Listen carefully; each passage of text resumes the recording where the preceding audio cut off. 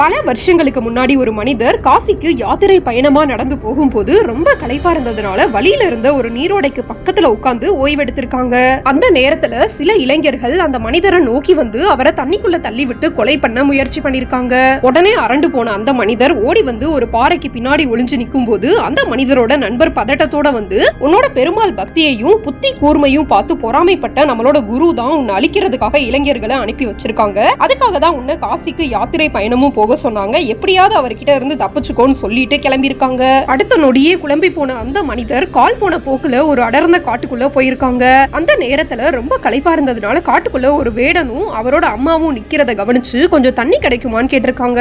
உடனே வேடன் கிணத்துக்குள்ள தண்ணி மோக்கும் போது வேடனோட கையில சுதர்சன சக்கரம் இருக்கிறத கவனிச்சு அந்த மனிதர் வந்திருக்கிறது பெருமாள்னு தெரிஞ்சுக்கிட்டு ஓம் நமோ நாராயணன் சொன்னோட வேடன் பெருமாள் ரூபத்துக்கு மாறி அந்த மனிதர்கிட்ட நீ இங்கேயே தெய்வமா இருந்து எனக்கு தொண்டுகள் செய்யின்னு சொல்லிட்டு மறைஞ்சதாக சொல்றாங்க.